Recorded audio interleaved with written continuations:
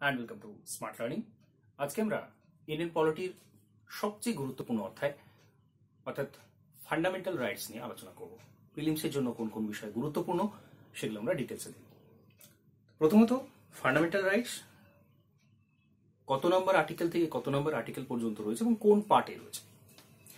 Fundamental rights রয়েছে article 12 থেকে 35 পর্যন্ত এবং এটা রয়েছে পার্ট 3 তে, অর্থাৎ সিটিজেনশিপের পরেই ফান্ডামেন্টাল রাইটস রয়েছে পার্ট 3 তে। Fundamental rights K Magna কার্টা of the constitution বলা হয়, সংবিধানের ম্যাগনা কার্টা বলা হয়। তো বিষয়টা নিয়ে আমি ডিটেলসে যাব না, কারণ ডিটেলসে যখন আমি ক্লাস করিয়েছি তখন ম্যাগনা কার্টা বিষয়টা আমি ডিটেলসে বলেছি। তো এখানে শুধু আমাদের প্রিলিমসের জন্য মনে রাখতে হবে যে ম্যাগনা কার্টা অফ দ্য কনস্টিটিউশন হচ্ছে ফান্ডামেন্টাল রাইটস। নেক্সট,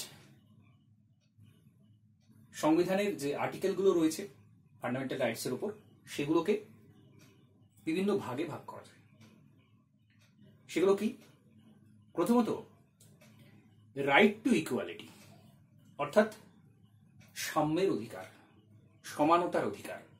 সমস্ত মানুষকে এখানে সমানভাবে দেখা হবে, সমান চোখে দেখা হবে, সমস্ত দিক থেকে সমান, প্রত্যেকের অধিকার সমান থাকবে। এটা রয়েছে আর্টিকেল 14 থেকে 18 পর্যন্ত। ভেরি ভেরি ইম্পর্টেন্ট, প্রত্যেকটা সেকশন মনে রাখতে হবে। রাইট টু ইকুয়ালিটির কথা বলা রয়েছে আর্টিকেল 14 থেকে 18 পর্যন্ত।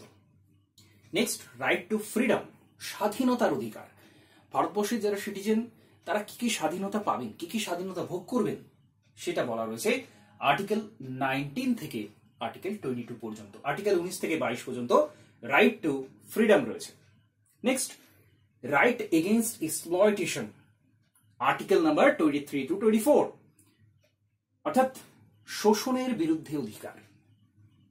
মানুষকে শোষণ করা যাবে না, সেটা বলা রয়েছে আর্টিকেল 23-24-এ। Right to freedom of religion, প্রত্যেকে তার নিজস্ব ধর্ম পালন করতে পারবে নিজের মতো করে, সেই সংক্রান্ত যে সমস্ত অধিকার সেগুলো বলা রয়েছে আর্টিকেল 25 থেকে 28 পর্যন্ত। Next, cultural and educational rights, সংস্কৃতি এবং শিক্ষা এর অধিকার, এটা রয়েছে আর্টিকেল 29 এবং 30 তে। রাইট টু কনস্টিটিউশনাল রেমিডিজ, অর্থাৎ সংবিধান সংশোধন এবং সংবিধানের ক্ষেত্রে যদি ফান্ডামেন্টাল রাইটস গুলো লঙ্ঘিত হয় সেক্ষেত্রে কোনো এক ব্যক্তি কি করতে পারে সেই সংক্রান্ত বিষয় বলা রয়েছে আর্টিকেল 32 তে। 31 আর্টিকেলে ছিল, ফান্ডামেন্টাল রাইটস এর অন্তর্ভুক্ত ছিল 31, সেটাকে কিন্তু সরিয়ে দেওয়া হয়েছে। যেটা ছিল সম্পত্তির অধিকার সেটাকে কিন্তু 300A তে সরিয়ে দেওয়া হয়েছে, সেটার ফান্ডামেন্টাল রাইটস নেই। বর্তমানে 6টা ফান্ডামেন্টাল রাইটস রয়েছে। এই 6টা ফান্ডামেন্টাল রাইটস এবং পূর্বে 7টা ছিল, তো এটাকে সরিয়ে দেওয়া হয়েছে। আচ্ছা, এবার আমরা এটা মনে রাখবো কি করে? রাইট টু ইকুয়ালিটি অর্থাৎ সাম্য, এর মধ্যে একটা মিল রয়েছে। সাম্য, স্বাধীনতা, শোষণ, ধর্ম, সংস্কৃতি, শাসন, এইভাবে আমরা এটাকে সাজাতে পারি। এইভাবে সাজালে আমাদের বিষয়টা মনে থাকবে, সাম্য, স্বাধীনতা, শোষণ, ধর্ম, সংস্কৃতি, শাসন। এবং এই যে রেঞ্জটা কত, 14 থেকে 18 পর্যন্ত ইকুয়ালিটির কথা বলা রয়েছে, 19 থেকে 22 পর্যন্ত right to freedom, right against এক্সপ্লয়টেশনের কথা বলা রয়েছে 23 থেকে 24-এ, এবং 25 থেকে 28-এ right to freedom of religion, ধর্মের স্বাধীনতার কথা, 29-30-এ সংস্কৃতি, মাইনরিটি কিন্তু এটা মনে রাখতে হবে, আমরা ডিটেলসে আসছি। শাসন 32 তে বলা রয়েছে। আচ্ছা, এবার কি বলা রয়েছে? প্রত্যেকটা আর্টিকেল এখানে গুরুত্বপূর্ণ। সংবিধানের বিভিন্ন আর্টিকেল গুরুত্বপূর্ণ রয়েছে, কিন্তু ফান্ডামেন্টাল রাইটস এর A to Z সমস্ত আর্টিকেল গুরুত্বপূর্ণ। 14 নম্বর আর্টিকেলে কি বলা হচ্ছে? Equality before law and equal protection of law, আইনের চোখে সমান অধিকার। আইন কারোর জন্য আলাদা আলাদা নয়, প্রত্যেকের জন্য আইন হবে সমান। আইনের চোখে সকলে সমানভাবে দেখা হবে আইনের চোখে সকলকে। তিনি যত বড় পদেই থাকুন না কেন, যত নিচেই পদেই থাকুন না কেন, তিনি হতদরিদ্র হন না কেন বা প্রচন্ড ধনী হন না কেন, তাকে সমানভাবে দেখা হবে। That is equality before law and equal protection of ল।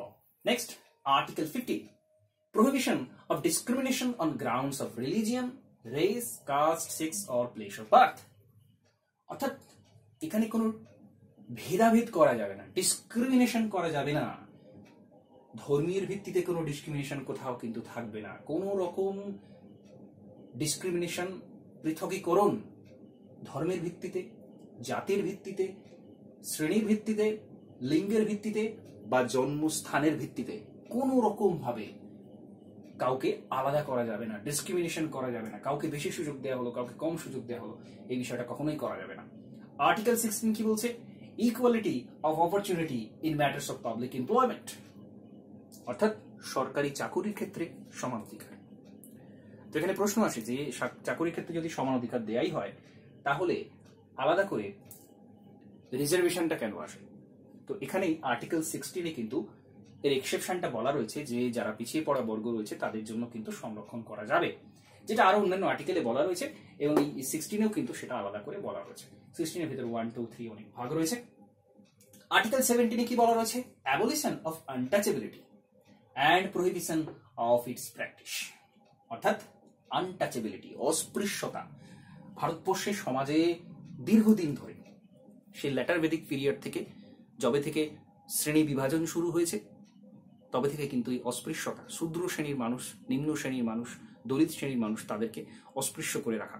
তো সেই বিষয়টা যাতে বন্ধ করা যায় তার জন্য রয়েছে আর্টিকেল 17 এবং তার জন্য কিন্তু শাস্তিরও ব্যবস্থা রয়েছে।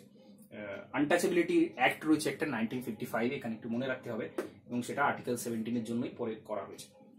আর্টিকেল 18 অ্যাবলিশন অফ টাইটেলস, বিভিন্ন উপাধি ত্যাগ করতে হবে except military and academic. Military title, general, lieutenant general, এরকম যদি টাইটেল থাকে সেটা রাখা যেতে পারে, অথবা একাডেমিক টাইটেল রাখা যেতে পারে। কেউ ডক্টর ইউজ করেন বা অন্যান্য আরো যে সমস্ত একাডেমিক টাইটেল আছে সেগুলো তিনি করতে পারেন, কিন্তু অন্যান্য মহারাজা ধীরাজ, নানান রকম উপাধি, ইংরেজরাও বিভিন্ন রকম উপাধি বিভিন্ন মানুষকে দিয়েছে, তো সেই সমস্ত যে উপাধি সেগুলো কিন্তু নামের আগে ব্যবহার করার জন্য, অর্থাৎ প্রত্যেকের যে সাম্যাবস্থা সেটাকে বজায় রাখার চেষ্টা করা হচ্ছে 14 থেকে 18 নম্বর আর্টিকেলে। এখানে প্রত্যেকটা আর্টিকেল থেকে সেটা স্পষ্ট। এরপর রাইট টু ফ্রিডম, স্বাধীনতার অধিকার। আর্টিকেল 19 কি বলছে? আর্টিকেল 19 6টা অধিকার দিয়ে থাকে, 6টা অধিকার দিয়ে থাকে, 6টা স্বাধীনতা দিয়ে থাকে। কি কি? স্পিচ অ্যান্ড এক্সপ্রেশন, বাক স্বাধীনতার কথা বলছে আর্টিকেল 19। নিজের মতো সে কিন্তু বলতে পারে, বলা থেকে বন্ধ, কাউকে আটকানো যায় না। তার মানেই নয় যে সে যা ইচ্ছা বলবে, তো সেটার জন্য বিভিন্ন আইন রয়েছে। যাই হোক, এক্সপ্রেশনটাও কিন্তু তাই, ভাব প্রকাশ মানে ওরকম বলা করা অনেক কিছু বোঝায়, সেটা ডিটেলসে আমি যাব না। কিন্তু স্পিচ এবং এক্সপ্রেশন এটা 1 নম্বরে বলা রয়েছে। 2 নম্বরে বলা রয়েছে কি? অ্যাসেম্বলি, সম্মিলিত হতে পারে, প্রত্যেকে জমায়েত করতে পারে, শান্তিপূর্ণ জমায়েত করতে পারে, অ্যাসোসিয়েশন করতে পারে, সমিতি তৈরি করতে পারে, তার স্বাধীনতা রয়েছে। মুভমেন্ট করতে পারে, এক জায়গা থেকে অন্য জায়গায় যাওয়ার যে মুভমেন্ট সারা দেশের মধ্যে ফ্রিলি করতে পারে। রেসিডেন্স, যে কোনো স্থানে বসবাসের স্বাধীনতা রয়েছে। প্রফেশন, পেশা, যে কোনো ধরনের পেশা সে গ্রহণ করতে পারে, এই স্বাধীনতা রয়েছে। এই যে 6টা খুব গুরুত্বপূর্ণ, আর্টিকেল 19-এ যে 6টা স্বাধীনতা দেওয়া হয় এটা মনে রাখতে হবে। এবং এমার্জেন্সির সময়, যখন এমার্জেন্সি আসে, মনে রাখতে হবে যে এমার্জেন্সির সময় কিন্তু এই আর্টিকেল 19 অটোমেটিক্যালি এটা কিন্তু বন্ধ হয়ে যায়। আরো অনেক আর্টিকেল বন্ধ হয়ে যায়, সেগুলো আমরা ডিটেলসে এমার্জেন্সির সময় জানবো। কিন্তু এটা একটু মনে রাখতে হবে যে আর্টিকেল 19 এই যে স্বাধীনতা, প্রত্যেকের যে স্বাধীনতা রয়েছে, যে যা ইচ্ছা বলতে পারে, তার মতো করে বলতে পারে, এক্সপ্রেশন দিতে পারে বা সভা সমিতি করতে পারে, এই সমস্তগুলো এগুলো কিন্তু মানুষ ভোগ করে থাকে। আর রয়েছে আর্টিকেল 20। আর্টিকেল 20 কি বলছে? কি কি স্বাধীনতা দিচ্ছে? Protection in response of conviction for offences, অর্থাৎ কাউকে শাস্তি প্রদান করা হবে, শাস্তি এমনভাবে প্রদান করা হবে যেন একই অপরাধের জন্য দুবার শাস্তি সে না পায়, বা সে যে সময় দোষটা করেছে সেই সময়কার আইন অনুযায়ী তাকে শাস্তি দিতে হবে। এরকম নয় যে তার পরবর্তীকালে যদি আইন চেঞ্জ হয় সেই সময়ের মতো বা তার আগের আইনে অনুযায়ী, সেরকম নয়। এরকম ধরনের যে স্বাধীনতা সেটা আর্টিকেল 20 দিয়ে থাকে। 21 কি দিয়ে থাকে? Protection of life and personal liberty, very very important article. জীবনের অধিকার, বাঁচার অধিকার এবং নিজস্বতা, স্বাধীনতা, নিজস্ব স্বাধীনতার যে অধিকার, নিজস্বতা বজায় রাখার যে অধিকার, সেটা দিচ্ছে আর্টিকেল 21। খুব গুরুত্বপূর্ণ আর্টিকেল। আর্টিকেল 20 এবং 21 কিন্তু কোনো অবস্থাতেই বর্জিত হয় না, সেটা ইমার্জেন্সি হোক বা যে কোনো সময় হোক। এবং বিদেশিরাও কিন্তু এই আর্টিকেল এইগুলো কিন্তু ভোগ করে থাকে। আর্টিকেল 21 যেটা পরবর্তীকালে যোগ করা হচ্ছে 86তম সংবিধান সংশোধনী 2002-তে, রাইট টু এলিমেন্টারি এডুকেশন, অর্থাৎ 14 বছর বয়স পর্যন্ত ফ্রিতে শিক্ষা। বিনামূল্যে অবৈতনিক শিক্ষা, রাইট টু এলিমেন্টারি এডুকেশন, প্রত্যেকটা শিশুর শিক্ষার অধিকার। আর্টিকেল 22 কি বলছে? Protection against arrest and detention in certain cases. Arrest করা, কাউকে অ্যারেস্ট করলে কিন্তু তার কারণ দর্শাতে হবে, নির্দিষ্ট সময়ের মধ্যে ম্যাজিস্ট্রেটের কাছে হাজির করতে হবে, কোর্টে হাজির করতে হবে, এই বিষয়গুলো কিন্তু এখানে বলা রয়েছে। আর এক্সেপশনটাও বলা রয়েছে, অর্থাৎ নিবর্তনমূলক আটক আইন, প্রিভেন্টিভ ডিটেনশন অ্যাক্ট, যেখানে কাউকে ধরে রাখা যায় 3 মাস পর্যন্ত, সেই বিষয়টা কিন্তু এক্সেপশন এখানে বলা রয়েছে। যাই হোক, সেটা আমরা ডিটেলসে যাব না। রাইট এগেইনস্ট এক্সপ্লয়টেশন, শোষণের বিরুদ্ধে অধিকার। শোষণের বিরুদ্ধে কি কি অধিকার মানুষ ভোগ করে থাকে? আর্টিকেল 23-তে prohibition of trafficking in human beings and force labour, মানুষ পাচার বন্ধ করা এবং কাউকে জোর করে পরিশ্রম করানো, খাটানো যাবে না। Article 24 prohibition of employment of children in factories, শিশুদেরকে ফ্যাক্টরিতে, শিশু অর্থাৎ 14 বছর বয়সের নিচে পর্যন্ত ধরা হচ্ছে, 14 বছর পর্যন্ত তাদেরকে কিন্তু ফ্যাক্টরিতে জোর করে কাজ করানো যাচ্ছে না। Right to freedom of religion, ধর্মের অধিকার, খুব গুরুত্বপূর্ণ। 825 থেকে 28 পর্যন্ত রয়েছে। আর্টিকেল 25 কি বলছে? Freedom of conscience and profession, practice and propagation of religion, ধর্মাচরণ করা, নিজস্ব ধর্মাচরণ করা, এবং ধর্মীয় বিভিন্ন যে প্রফেশনগুলো আছে সেগুলো গ্রহণ করা এবং সেটাকে ছড়ানো, এইগুলোকে কিন্তু আর্টিকেল 25 প্রোটেক্ট করছে। অর্থাৎ 3টে পি মনে রাখতে হবে, প্রফেশন, প্র্যাকটিস, প্রপাগেশন, 3টে পি, এটা রয়েছে আর্টিকেল 25। আর্টিকেল 26 কি বলছে? Freedom to manage religious affairs, অর্থাৎ রিলিজিয়াস বিভিন্ন যে অ্যাফেয়ার্স গুলো রয়েছে সেগুলো করতে পারে, অর্থাৎ বিভিন্ন ধর্ম প্র্যাকটিসের কথা এখানে বলা রয়েছে, সেই বিষয়গুলো সে কিন্তু স্বাধীনভাবে করতে পারে। Article 27 freedom from payment of taxes for promotion of any religion, কোন ধর্মীয় ক্ষেত্রে ট্যাক্স কিন্তু নেওয়া হবে না, এটা বলা হচ্ছে। খুব গুরুত্বপূর্ণ একটা বিষয়, ধর্মীয় ক্ষেত্রে ট্যাক্সের ছাড় দেওয়া হয়েছে। তো ভারতবর্ষ বিভিন্ন ধর্মের বসবাস দীর্ঘদিন ধরে, তো যাই হোক, সেই যে ছাড় দেওয়া রয়েছে, একটা ট্যাক্সের ছাড় দিয়েছে, সেটা হচ্ছে আর্টিকেল 27 বলা রয়েছে। Article 28 freedom from attending religious instruction or worship in certain educational institution.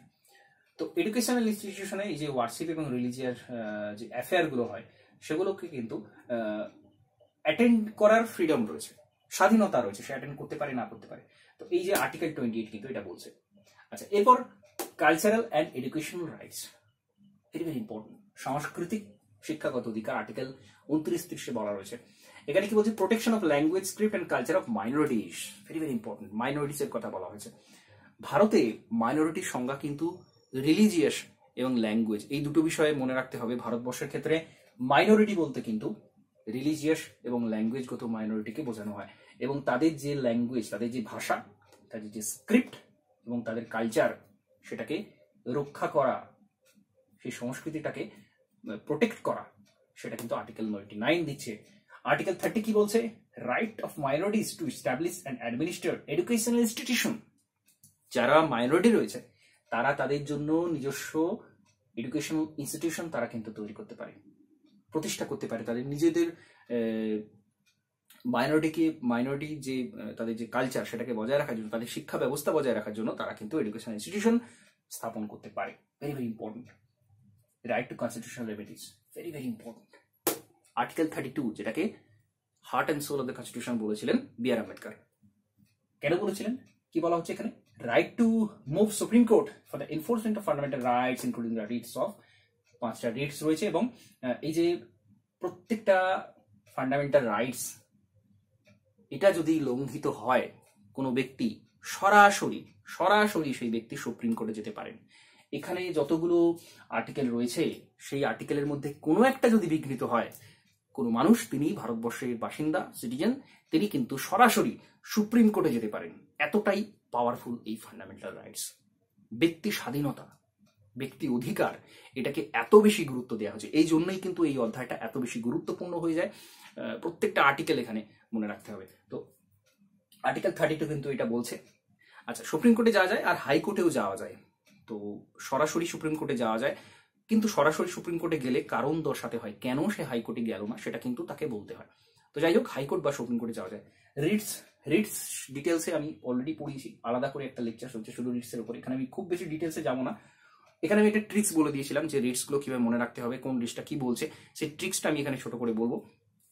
Habeas corpus বন্ধ করে কারাবাস। অর্থাৎ এখানে এই যে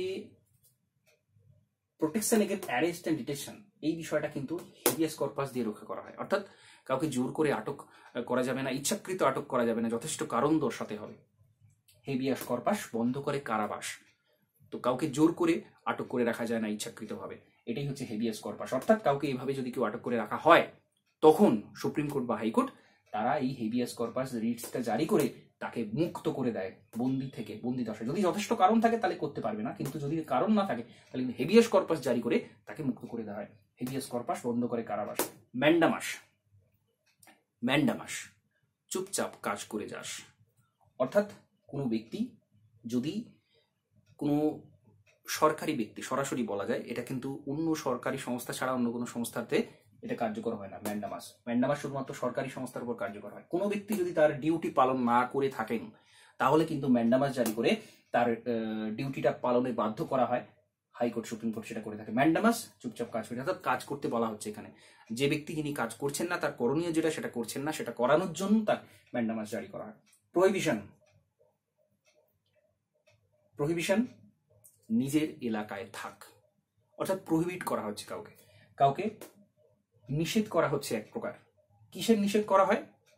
এখানে একটা জিনিস বুঝতে হবে, প্রহিবিশন এবং সার্টিওরাইটের ক্ষেত্রে যে সমস্ত নিম্নতর কোর্ট রয়েছে, অর্থাৎ সুপ্রিম কোর্টের নিচে হাইকোর্ট, হাইকোর্টের নিচে যে ডিস্ট্রিক্ট কোর্ট, সাবঅর্ডিনেট কোর্ট যেগুলো থাকে, সেই যে নিম্নতর কোর্ট, নিম্নতর কোর্টের কোনো একটা বিষয়ে নিম্নতর কোর্ট তার এখতিয়ারের বাইরে গিয়ে যখন জাজমেন্ট শোনায়, বা জাজমেন্ট শোনানোর আগে যখন কোনো একটা কেস সেটা তার এখতিয়ারে নেই, সেটা হাইয়ার কোর্টের এখতিয়ারে, সেই তখন প্রহিবিশন জারি করা হয়। অর্থাৎ ওই নিম্নতর কোর্ট থেকে তখন উচ্চতর কোর্টে সেই বিষয়টা চলে যায়, সেইটা করানোর জন্য প্রহিবিশন জারি করা হয়। সার্টিওরারিও কিন্তু প্রায় সেম, এই দুটোর মধ্যে খুব অল্প তফাৎ রয়েছে প্রহিবিশন এবং সার্টিওরারির মধ্যে। সার্টিওরারি ট্রিক্সটা বলেছিলাম, সার্টিওরারি করোনা বাড়াবাড়ি। অর্থাৎ ওই যে নিম্নতর কোর্ট, সেখানে হয়তো কোনো একটা সাজা শোনানো হয়ে গেছে বা রায় দেয়া হয়ে গেছে, তারপরেও কিন্তু সেটা উচ্চতর কোর্টে ট্রান্সফার করা যায়। অর্থাৎ তার এখতিয়ারে নেই, তবু সে সাজা শুনিয়েছে বা রায় দিয়েছে, সেটা তখন উচ্চতর কোর্টে কিন্তু সেটাকে ট্রান্সফার করা যায়। অর্থাৎ এটা সাজা শোনানোর পর বা রায় শোনানোর পর সার্টিওরারি জারি করে। আর প্রহিবিশন জারি করে কখন?